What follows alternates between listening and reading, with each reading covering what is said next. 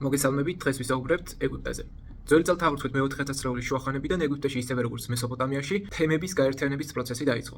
ნილოსის ნაპირზე მცხოვრებმა მიწათმოქმედთა თითოეულმა თემმა მდინარის მიმდებარე ტერიტორიის გარკვეული ნაწილი აითვისა და შექმნა დამოუკიდებელი სარწყავი სისტემა, რომელიც მათი სამეურნეო საქმიანობის საფუძველი იყო და დროთა განმავლობაში თითოეული სარწყავი სისტემის ირგვლივ ჩამოყალიბდა საზოგადოება, რომელსაც საკუთარი ტერიტორია ჰქონდა და დამოუკიდებელ სამეურნეო ერთეულს წარმოადგენდა. ასეთ ერთეულს ნომს უწოდებდნენ. ნომის სათავეში იდგა მმართველი, რომელსაც ეწოდებოდა ნომარქი. ნომის წევრები ყველა სამეურნეო სამუშაოს კოლექტიურად ასრულებდნენ. არხები გაჰყავდათ და ნათესავების დასაცავად მდინარის ჯებირებს ამაგრებდნენ. ნომს ჰქონდა ადგილობრივი მმართველობის ცენტრი, კედლით შემოზღუდული ქალაქი, რომელშიც ნომარქი იჯდა და ქალაქში იყო ადგილობრივი ღვთაების ტაძარი. ნომების საკუთარი საზღვრების გაფართოებას ცდილობდნენ და ერთი ნომი მეორეს იპყრობდა. ასე დაიწყო ნომების გაერთიანების პროცესი. ძველი წელთაღრიცხვით მე-4 ათასწლეულში ეგვიპტეში ორი სამეფო ჩამოყალიბდა. ნილოსის სათავეებთან სამხრეთით, ანუ ზემო ეგვიპტე მდებარეობდა, ვინაიდან ნილოსის მთავარი მდინარე იყო და მისი სათავიდან განისაზღვრებოდა მისი ზედა და ქვედა მხარე, ხოლო ნილოსის დელტაში ჩრდილოეთით, ანუ ეწოდებოდა ქვემო სამეფო. მოგვიანო პერიოდის ტექსტებიდან ვიგებთ, რომ ეგვიპტის პირველი მეფე იყო მენესი, რომელმაც ძველი წელთაღრიცხვით მე-3 ათასწლეულების მიჯნაზე ზემო და ქვემო ეგვიპტე გააერთიანა და დედაქალაქი მემფისი დაარსა. ერთიანი ეგვიპტის მმართველს ფარაონი დიდი სახლი ეწოდა. ძველი ეგვიპტური წარმოდგენით ქვეყნის მმართველები ღვთაებებისგან წარმოიშვნენ და ატუმი იყო პირველი ღმერთი, ვინც არაფრისგან შექმნა საკუთარი თავი. შემდგომ მან წარმოშვა დანარჩენი ღვთაებანი. ატუმის შვილთაშვილები იყვნენ დედამიწის პირველი ღვთაებები, მაგალითად ისისი, ოსირისი, სეტი და ნეფთისი.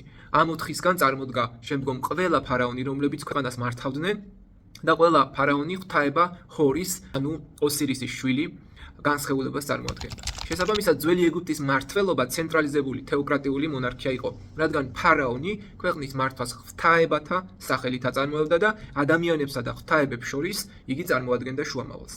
ქვეყანაში წესრიგი როგორც პოლიტიკურ, ისე სოციალურ და ეკონომიკურ სფეროში რელიგიას ეფუძნებოდა. ფარაონი ერთპიროვნულად განაგებდა სახელმწიფოს, სამიწათმოქმედო და სამშენებლო საქმიანობის შესახებაც ბრძანებებს იგი თავად გასცემდა და ფარაონს იერარქიულად ექვემდებარებოდნენ მრჩევლები, ტაძრისსახურები და ადმინისტრაცია, ანუ მოხელეები, რომლებიც სახელმწიფო საქმეებს და ხალხის კეთილდღეობაზე ზრუნვას ინაწილებდნენ. ისინი ფარაონს სახელმწიფოს მართვაში ეხმარებოდნენ. უმაღლეს თანამდებობებზე ძირითადად ფარაონის ოჯახის წევრები ინიშნებოდნენ, ხოლო სახელმწიფოში ცალკეულ მხარეებსაც მოხელეები, ანუ ნომარქები განაგებდნენ. მათ ევალებოდათ საკუთარი ნომის ტერიტორიაზე მდებარე სარწყავი სისტემის წესრიგში მოყვანა, მოსახლეობის აღრიცხვა, გადასახადების აკრეფა და ომების დროს განსაზღვრული რაოდენობის მეომრების გამოყვანა. თუ თავიდან ნომარქის ძალაუფლება მემკვიდრეობითი იყო, შემდეგ ფარაონებმა ეს წესი შეცვალეს და ნომარქებს თავად ნიშნავდნენ ფარაონს. ასევე შეეძლო ერთი ნომიდან მეორეში გადაეყვანა ნომარქი, ან გადაეყენებინა და მის ადგილას სხვა დაენიშნა. ეგვიპტურ საზოგადოებაში სამოხელეო აპარატიდან განსაკუთრებული ადგილი ეჭირათ მწერლებს, ანუ გადამწერებს. ისინი აღრიცხავდნენ გადასახადებს, ფარაონის, ქურუმებისა და სხვა მოხელეების მოთხოვნით ადგენდნენ სხვადასხვა შინაარსის ტექსტებს. ძველ ეგვიპტურ საზოგადოებაში დიდი გავლენით სარგებლობდნენ ქურუმები. ეგვიპტეში მრავალღმერთიანობა იყო, ანუ პოლითეიზმი. ყველა სფეროს თავისი მფარველი ღვთაება ჰყავდა. ყოველ ღვთაებას თავისი ტაძარი ჰქონდა და სამართალს ეგვიპტეში ტაძართან არსებული სასამართლო, ეგრეთ წოდებული ქურუმთა საბჭო განაგებდა და იგი ყველა ტაძარში არსებობდა და მთავარ მოხელეს ემორჩილებოდა. დროთა განმავლობაში ქურუმთა გავლენა კიდევ უფრო გაიზარდა. ისტორიკოსები ეგვიპტის ისტორიას სამ ძირითად პერიოდად ყოფენ. მმართველ დინასტიებს კი რომაული ციფრებით აღნიშნავენ. ეგვიპტის სახელმწიფომ დიდხანს იარსება და ამ ხნის განმავლობაში 33 სამეფო დინასტია შეიცვალა. მესამე, მე-6 დინასტიების მმართველობის პერიოდი დაახლოებით იყო ძველი წელთაღრიცხვით 2600-დან 2150 წლამდე პერიოდი და ეს ძველი ეგვიპტის განსაკუთრებული ძლიერების აყვავების ხანა იყო, რომელსაც პირამიდების ეპოქას უწოდებენ. სწორედ ამ ეპოქის ფარაონებმა დაიწყეს პირამიდების მშენებლობა, შემდგომ პერიოდში შედარებით მომცრო ზომის პირამიდებს აშენებდნენ, რადგან ხაზინა გრანდიოზულ მშენებლობებს ვეღარ აფინანსებდა. ძველი სამეფოს პერიოდის ერთ-ერთი პირველი გამორჩეული მმართველი გახლდათ ჯოსერი.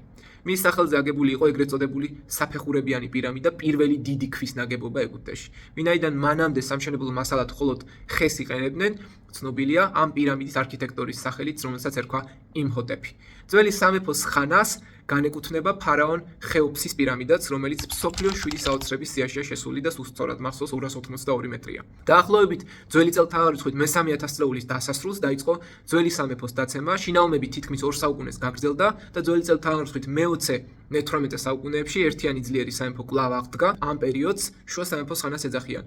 ფარაონებმა დედაქალაქი მემფისიდან თებეში გადაიტანეს. მიმდებარე ველები კი საკუთარი აკლდამების ასაშენებლად გამოყვეს და თებეს მახლობლად ააშენეს ლუქსორისა და კარნაკის ტაძრები. ძველი წელთაღრიცხვით მე-17-მე-16 საუკუნეებში შუა სამეფო დაეცა აღმოსავლეთიდან შემოჭრილი აზიური მომთაბარე სემიტური მოდგმის ტომების იქსოსების გამო. მათი სამხედრო განვითარება ეგვიპტელებისას აღემატებოდა, შესაბამისად ეგვიპტე ძალიან მარტივად დაიპყრეს. ცხენი, სწრაფი საბრძოლო ეტლები და მშვილდისარი ეგვიპტისთვის მანამდე უცნობი იყო. ძველი წელთაღრიცხვით მე-16 საუკუნეში თებეს ეგვიპტელებმა ჰიქსოსები განდევნეს, ეგვიპტის ერთიანობა აღდგა, ხოლო ამ პერიოდს ახალი სამეფოს ხანას უწოდებენ. ეგვიპტე ახლო აღმოსავლეთის უძლიერეს სახელმწიფოდ გადაიქცა, თუთმოს მე-3-ის განსაკუთრებით ძველი წელთაღრიცხვით 1390-1353 წლებში მოღვაწე ფარაონის არმია და ფლოტი ყოველწლიურად აზიაში დიდ ლაშქრობას აწყობდა. სანამ გადავალ ამენჰოტეპ მეოთხეზე, ჯერ მინდა გესაუბრობთ ჰატშეპსუტზე. ჰატშეპსუტი იყო ძველი ეგვიპტის ერთ-ერთი ყველაზე ცნობილი ქალი ფარაონი, რომელიც ძველი წელთაღრიცხვით 1479-1458 წლამდე მეფობდა და იგი იყო თუთმოს პირველის ქალიშვილი და თუთმოს მეორის ცოლი. და მან ფაქტობრივად დაიკავა ფარაონის ტახტი თავისი ქმრის თუთმოს მეორის გარდაცვალების შემდეგ და თუთმოს მე-3-ის მმართველობისას, რომელიც მისი გერი იყო, იგი გახდა რეგენტი მანამ სანამ თუთმოს მე-3 გახდებოდა სრულწლოვანი. თუმცა მან მალევე მოახერხა სრული ფარაონული ძალაუფლების ხელში აღება და სრული კონტროლი მიიღო ტახტზე. ჰატშეპსუტის მმართველობა ცნობილია მშვიდობით, არქიტექტურული აღორძინებით, მის დროს ეგვიპტე ძალიან გაძლიერდა და მისი მმართველობის დროს მოაწყო ყველაზე ცნობილი ექსპედიცია პუნტის ქვეყანაში, იგივე ერიტრეაში, სომალში, რამაც ეგვიპტეს უდიდესი წარმატება მოუტანა. ჰატშეპსუტის გარდაცვალების შემდეგ უკვე თუთმოს მე-3 ავიდა და თუთმოს მე-3-ზე მე მოგახსენეთ ზემოთ. ახლა კი გადავიდეთ რელიგიურ რეფორმაზე, რომელიც უშუალოდ ამენჰოტეპ მეოთხეს ეხება. ახალი სამეფოს პერიოდში მე-18 დინასტიის ფარაონმა ამენჰოტეპ მეოთხემ, რომელიც 1353-1326 წლებში მოღვაწეობდა, გაატარა რელიგიური რეფორმა. რეფორმის არსი ძველი სამყაროსთვის უჩვეულო იყო. ფარაონმა და მისმა მეუღლემ ნეფერტიტმა გადაწყვიტეს ერთი ღმერთის თაყვანისცემა დაეწესებინათ. ფარაონმა უარყო ყველა ეგვიპტური ღმერთი და მათი სახელის ხსენებაც კი აკრძალა და ერთების მსახურება შეწყდა, ტაძრები დაიხურა და ერთადერთი ღმერთი ღვთაება ატონი გახდა, რომელსაც მზის დისკოს სახით გამოსახავდნენ და შეესაბამებოდა იგი მზის ღვთაება რას.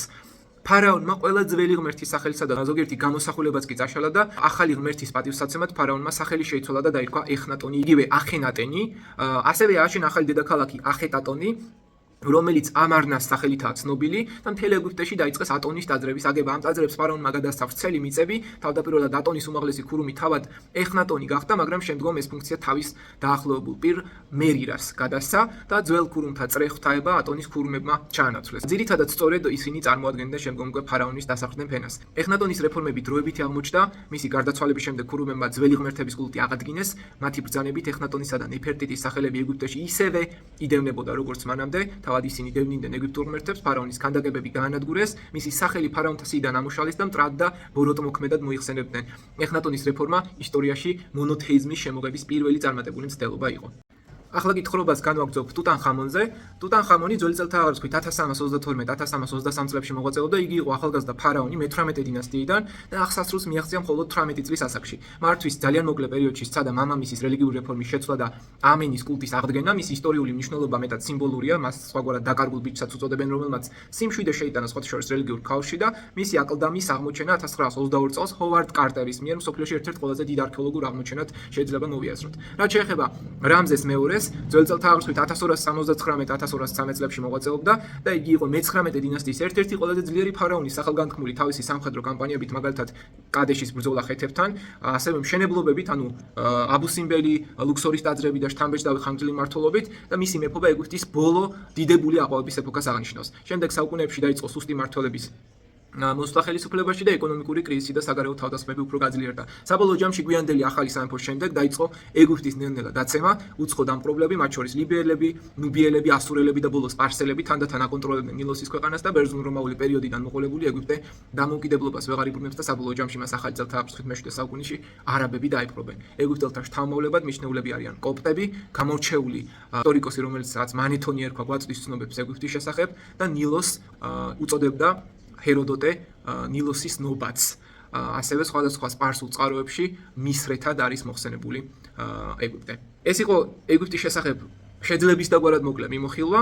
თუ ვიდეო მოგეწონა, აუცილებლად გააზიარე მოტივაციისთვის და თუ ჩემთან გნებავს პირადად მომზადება, დამიკავშირდი აი ამ მითითებულ ნომერზე, ნარჩენ დეტალებს უკვე შემდგომ მოგახსენებთ.